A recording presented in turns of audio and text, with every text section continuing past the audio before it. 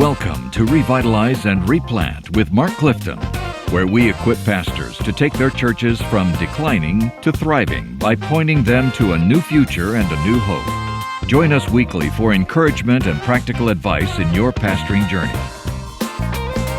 So here we are back with more of Revitalize and Replant with Mark Clifton. We have just gotten back from lunch. Oh, it was good. So we're just kind of in a snoozing mode. It was barbecue. We're in Kansas City. Barbecue. Whoa, man. And it was good. It was so good. And we're at Midwestern. By the way, what were those corn things? They were corn nuggets.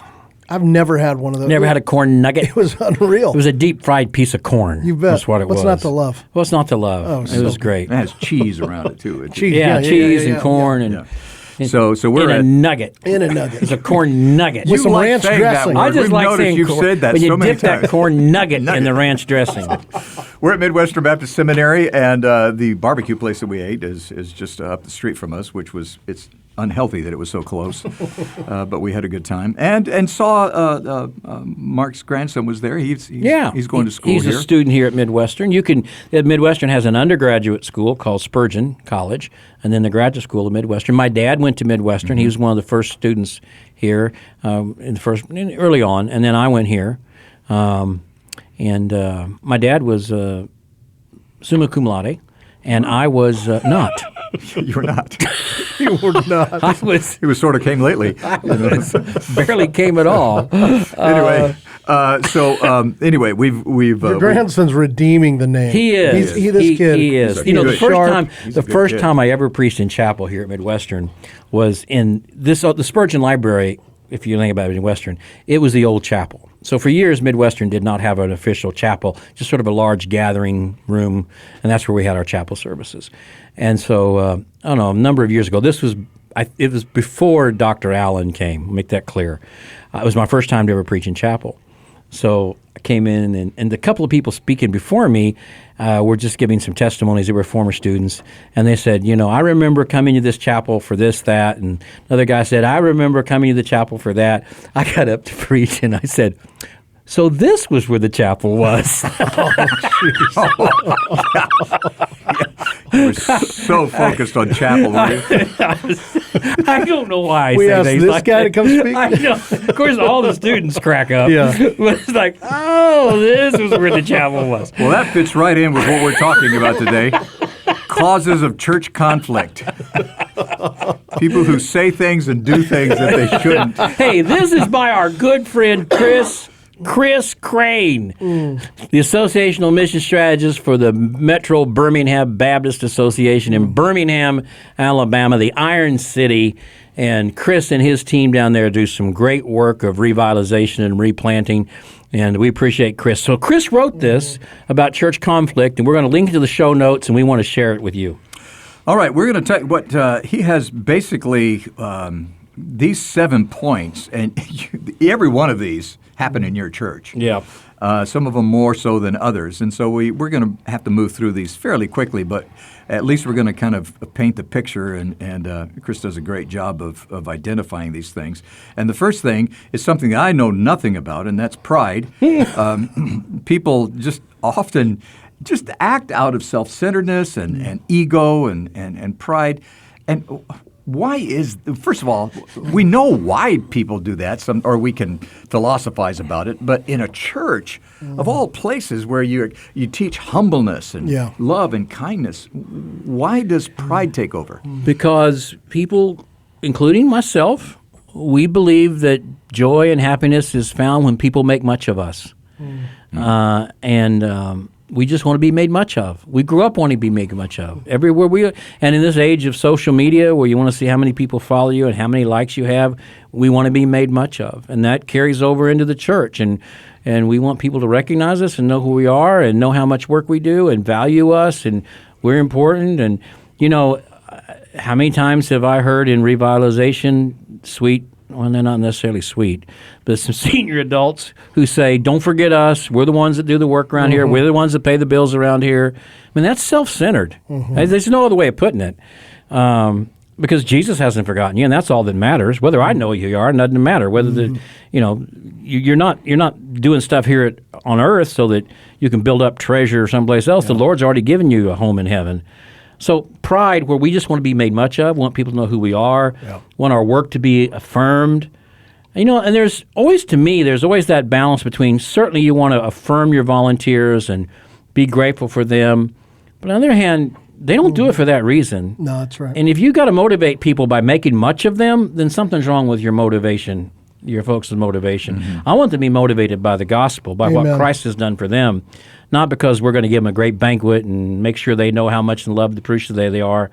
Yeah, there's nothing wrong with loving and appreciating people, but if that's what motivates them, that's right. then that's going to have a short lifespan, and you're also sort of encouraging some bad behavior. Well, and I think ongoingly, from a leadership perspective, you have to help cultivate and create. You might be walking into a church context, it is unhealthy, and pride has been allowed to live in people's hearts there. And pride's competitive. Pride is competitive. Absolutely. That's right. There's anytime you find somebody dealing with pride, you're finding somebody that's dealing with conflict. Yeah. Inner conflict. They're Yeah. really struggling with something. Yeah. And probably many things. Yeah. Yeah. This is where lifting up the virtue of humility all the time is so important. Here at our church, we value love and humility above all else. And do they see it in you as a pastor? That's right. And if you don't flesh it out, guess what? Your people aren't. You what do they say? You teach what you know, you reproduce who you are. And when people, if you're a pastor and you're with some of your folks and somebody says, tell me about your church, and you inflate your church in front of your people. Oh, boy, yeah. Oh, we got 200 or 300, and your people are going, what? No, we don't. I mean, they see pride in you at that That's point. exactly right. Much better not, to be humble. Amen. And that kind Amen. of thing. So, I think, and if you model the opposite of that, not model it, live it. Live You it. live it. That's right. Yeah, live it. If you Yep, live genuinely, it yeah. in front of your people, then they're going to live it back. Yeah. I think that's one of the, with Clifton is so transparent. It just, you begin to, it makes you feel like you can open up. Yeah, that's to true. him. Yeah, That's that's just right. part of your personality. And as a pastor, if you're transparent with your people, they're going to feel like they can really open up with you too. And all of a sudden now that pride becomes. They begin to see that pride as a flaw. That's right. And so you can address it that way. but if you've got 2 or 3 prideful people in your church, 2 or 3 prideful leaders, they're going to be competing and fighting all the time and create all kinds. Yeah, that's So right. pride is you got to nip it, as Barney Fife says. You got to nip it in the bud, and you cannot give it any place to grow at all. And one of the things that pride does is it reveals the second thing that we're talking about, and that is spiritual and emotional immaturity. Oh, boy. Yeah. That's talk to us a little bit about how you strategize spiritual maturity at your church, Hallock. I mean, your people know that they need to grow. How do they know? Why do they know that they need to grow? Well, gee whiz, this is a big one because, again, this goes back a little bit to self-awareness and emotional intelligence, right? Because it tends to be that where there is conflict, it's being led by those who are emotionally immature, not self-aware. And so part of your discipleship process, I think, in a church is you have to help people grow in this area. I mean, they have to see themselves for who they really are in Christ, of course, but also we don't do enough in the church, I don't think, to help people grow in people skills. That's right. Does that make sense? Oh, sure. Like I think part of what we're doing as pastors, we're teaching the Bible, we're applying the Bible, but in some ways we're helping people grow up, if that makes sense. Even if they're old people, you don't treat people like this. You don't talk this way. I mean, some people have never had anybody help them figure out how do you have a conversation? How do you deal with conflict in an appropriate, in a God-honoring way? So I think this is where teaching is so important, not only through your preaching, but the classes you're offering. How are you helping to in your discipleship process, helping people to understand emotional, spiritual maturity, and how that affects not just me and Jesus, but our community. Does that make sense? Right. Which is where conflict can happen. Because if you're spiritually immature, you can't disagree without being disagreeable. Yeah. If you're spiritually mature, you realize we can disagree on some things, both really theologically in terms of end times, Yeah. different things like that. We can disagree on what we see there, or we can disagree on some church governance kinds of things without being mad at each other, without, causing a fight. We can agree to disagree on some things. That comes with spiritual maturity. Spiritual immaturity says it can't, there's only one way, it's my way. Yes, exactly. You got to come along with me. And so really, rather than deal with the conflict at the moment, more importantly, it goes back to discipleship and helping people walk like Jesus, become like Jesus, love like Jesus, forgive like Jesus, and be mature in their faith. And again, I agree with Chris. One of the key reasons for church conflict is spiritual immaturity. Acting like a bunch of little kids, wanting our way, wanting our things, being selfish, not being forgiving, not playing well with others. It's just spiritual immaturity. Growing in spiritual maturity will prepare you for when the conflict comes to deal with conflict in a godly way. And sure, as a pastor, when people are acting that way, then you know that they're babies. You're dealing with babies, and you can't expect them to behave like adults. And 1 Corinthians 14:20 says, "Brothers, do not be children in your thinking, be infants in evil, but in your thinking be mature." And you just quit acting like a kid. That's right. But here's the deal, guys. If you got a church full of spiritual infants, that's on you, and that's on me as the pastor. We're not giving them opportunities to grow. We're not encouraging them to grow. We're just maybe treating them like babies because that's how they want to be treated. And you're feeding them like and babies. you're feeding them like babies, and they're happy with that until they can't get along with each other. And then we go, "Hey, what's wrong?" Well, because you got a bunch of immature spiritual people in there who aren't getting along. And that requires taking them off the milk and feeding them the meat. That's right. And sometimes we just say, well, they're just not ready for it. Let them choke on it. Let's be honest, it's easier to teach the milk than the meat. Exactly. Exactly. It's true. So in other words, to get to that, which takes us to this third point, you've got to be willing to recognize inflexibility. Or recognize change. Are your people going through change, or are they being inflexible? Right. And one of the things about older churches is they get set in a certain pattern of ways, and it's much more difficult for them to pivot and make changes. We talk about new churches seem to operate from the balls of their feet. They can pivot in an instant. Older churches operate with their heels dug in, and it takes them forever to make a decision and ever to make any kind of change. And really, inflexibility and unwillingness to change is often a root cause of conflict, because we live in a time now when everything is dynamic. Your neighborhood is changing. The culture around your church is changing. Your evangelism strategies are changing. Not your evangelism itself, but your strategies are changing. The way you minister to people is changing. The people's needs are changing.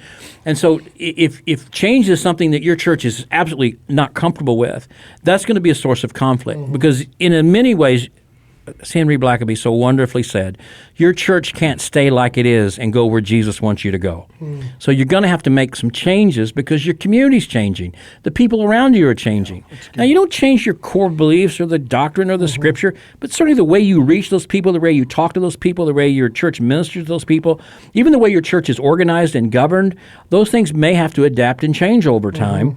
And older churches are just resistant to change. They just are. Older people are resistant to change. That's right. And that's often a source of conflict, inflexibility and change. So you just have to help them. I used to always say, as someone once said, much smarter than me, you change on the margins. You start in a church changing things that they don't mind you changing. If there's something out there they don't care that you change it. Even if, so that they walk in and say, oh, this is different. Doesn't really bother them, but something different here. We painted a wall a different color, or we did something like that. So find some ways to slowly affect some change and get them a little used to that. That's good. But again, it's going to go back to discipleship and them putting the gospel as a priority, reaching people as a priority, so they're willing to make the necessary changes. And that includes teaching the value of change. You can't expect them to change as they see no value. Well, that's true. That's right. And so I think you have to, as a pastor, you're changing as a pastor. Yeah. Let them understand the value that made in your life, and then teach that very principle.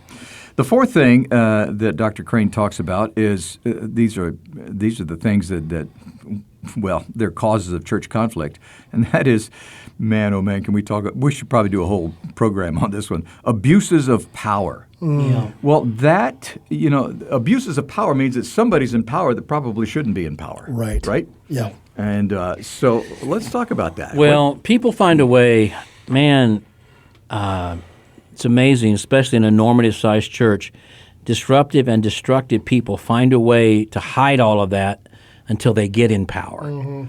They can even perhaps be on your search committee that called you as pastor, and they'll tell you, I'm your biggest supporter, man. I've got your back. And you begin to entrust them with things, and then you realize after it's too late that they're really all about their own power and their own prestige and their own agenda, and you've already entrusted them with some real leadership. Yeah, that's right. And now they're using that power not for the gospel but for themselves and for their own agenda, and you got a real problem on your hands.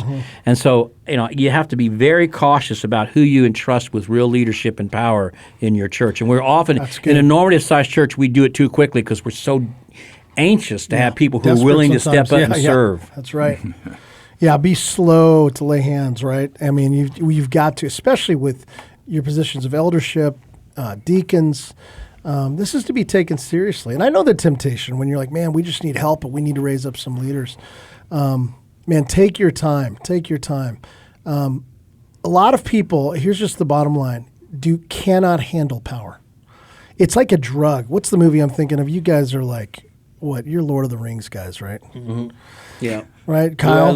Kyle looks like a Lord of the Rings. Is Gollum? Is that the the ring? The whole Well, I just think of that. That's a freaky dude in that movie, by the way. Yeah. But I just think about there are just people who Jesus doesn't have their whole heart, man, and they literally can't handle it with power, and that's what you're saying. They'll turn on you. And some of these people have no power anywhere else in their life. But in the church, they can not in their job, sometimes not even in their home. Yeah. Let's be honest. Yep. So you give them a little role in the church, and they can't handle it. That's right. That's right. So we've got to be really discerning and take your time. Well, a person, and people need to know this, just because you have power doesn't mean you're a leader. Yeah, that's right. And that's where the problem is. Yeah. And sometimes people who are leaders don't have power. And what you can do is you can look, as Dr. Crain says here, if you notice that people in leadership and power, with a power position in your church, if they're using that to hurt people, then you've got to deal with that. If they're causing people to love Jesus less and enjoy Jesus less, then they're not using that power appropriately. Yes. So how do you recognize, what are some, let's talk about some of the common characteristics of people who are abusing power? Oh man! I mean, pride. We've hit some of these. There's selfishness. They're about their agenda. There's definitely insecurity. It makes them feel powerful and feels like control over somebody else. The idea that I get to control other people. The idea that I'm made much of. The idea that I get my way. Maybe no place else in this world I get my way, but I'm going to get my way here. They're not teachable, I would say. There's not a humility there. I would say, here's the other thing about folks like this. Typically, the people around them see it in them as well. Oh, true. Do you know what I mean? That's very true. And that's what makes it really awkward. And they have cliques. That's right. It's like poison that can creep into the lives of others. Well, that takes us to the fifth point that Dr. Crain talks about, and that is church politics. Oh boy, this is. Church politics, there ought to be a course in seminary on dealing with church I know. politics. People develop into little cliques around the strangest things, and it's different in every church. It might be around the youth leader, it might be around the music, it might be around the senior adult class, it might be around the budget, it might be around the building, it might be around a particular ministry that the church has, maybe a ministry of a clothing ministry or some kind of outreach ministry. But those things become little islands in themselves, and people become very defensive about those things and competitive about those things. And then you just, this whole politics comes up of who's going to get the most attention, who's going to get the most church budget, and you just go, where is the oneness in all of this? Christ is the head, we're all the body, and there's no way of knowing. These politics can come from the strangest things. There's no sense to them, but every church has these little pockets of, because the adversary does that. He wants to pull us apart. He wants to cause us to be against each other, and so we gather our little groups around us. How many times, guys, how many times have you heard people say, well, I wonder who's with us on this? Well, these people are and these people are, but I don't think they are. And that's pre-church split stuff right there. And you start saying, well, who's for this and who's against this? And then people start talking to each other. And now with social media and on Facebook and Twitter, and they get on there and start doing that, and they start pushing for their side and for their agenda. Man, it is a bad place when that happens. Especially when they're using social media. Because now Yeah. it's beyond the walls I of know. the church. That's right. And now you've got some real problems there. I think proactively, what you have to do, again, all of this is this is leadership. You've got to affirm people. I served with a pastor of who was a great shepherd and he was a pastor of a large church for many, many years. And he used to always say, we'd kind of make it a joke, but he'd say, everybody's got their thing that they're passionate about, right? Yep. And so he'd say, listen, my experience is not your obligation. Mm-hmm. In other words, just because I've experienced, so this, say you have some retreat that's just unbelievable for you and God meets you. Now all of a sudden, everybody's got to go on this retreat. This has got to become a top priority for our church, Right. Or whatever. I read this book. We need to buy copies for the whole women's ministry or men's ministry, you know what I mean? Yeah. My experience is not your obligation. And I think you have to talk about that and say, hey, praise God for the different ways that he's wired us and we're growing in different ways and we're passionate about different things. This is what it means to be a body and we need all the pieces. But friends, not all of us are going to be passionate about the same things, and we can't expect one another to be, and that's okay. That's actually how it's supposed to be. That is gold, man. That is so good, because that's often where these little pockets of political things break up. I love this ministry, this retreat, this thing, and who's got the most important. That's a good word. And that's where if you don't align, if we're not addressing it proactively, then all of a sudden you become the enemy because you don't care about what I care about. That's right. And that's how the devil gets in there. And then the pastor's not for this; he's against. Yeah, you don't care about me. Yeah, yeah. If the pastor doesn't support me, that's exactly then right. he's against me. Which brings him up to number 6, which is unclear authority. Conflict arises among church and staff members when authority is unclear. Well, yeah. I mean, people are going to, if they think they have some authority, they're going to exercise it because, and they don't have authority. That means somebody who has the authority hasn't acted appropriately, right, or efficiently. And so, unclear authority is, and you know what we do in most churches? Well, what do our bylaws say? Yeah, that becomes the authority. Or one of the things, Brian Croft, our friend Brian Croft, has a really good presentation where he puts it up on the screen, a slide. Who's in charge and who makes decisions. In a normative sized church, this is what Brian has said. It's not really clear who has the final yes, but a lot of people can have the final no. And so who has the final? We got to take it to the deacons. You got to take it to the church council. Got to take it to the entire church. Who really makes the ultimate decision? Where's the real power? Maybe a church of 40 people. It's not like it's IBM or something. But in this church of 40 people, if we want to do something, or we want to add to the budget, or we want to who is it? Where's the real power? And is it even the deacons? Or is it a couple of family members who don't have any particular official elected role, but if they say no, it's not going to happen? It's not going to happen, that's right. And so the less clear the organizational structure is and how decisions are made, the more room there is for conflict. Let me put it that way. Yeah, that's good. And I think one of the reasons, and you listen to me guys out there who get all upset because all these young pastors want to have elders, and you don't know why. I think one of the reasons they want to have elders is that in their mind, and probably so, it's a clarity of decision making. It clears it up. Otherwise, it is deacons or church council or what do we bring to the whole church and what do we not bring to the whole church? That's right. Who gets to vote on this? And in a church of 40 or 50 people, it becomes impossible sometimes to make quick decisions or healthy decisions because nobody knows who can have the ultimate yes. Yeah. But a whole bunch of people can say no. And I think when you do that, that's when you really set up some problems and have some real potential for church conflict. And then you add to that the final point, and that is personality differences. Oh, man. And you've got a mess.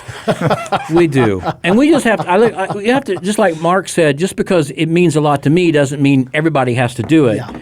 And I need to love everybody in my church, but I don't have to be best friends with everybody in my church, that's right. if that makes any sense at all, right? But they need to know you love them. You need to love them, and you have compassion for them, and you will be sacrificially helpful in giving to them. But it doesn't mean you got to go fishing together, you got to spend time together, because sometimes we're just different personalities, and we just have different, things, and it's okay. And that's okay. Yeah. And so we got to understand that personality differences are normal this side of heaven.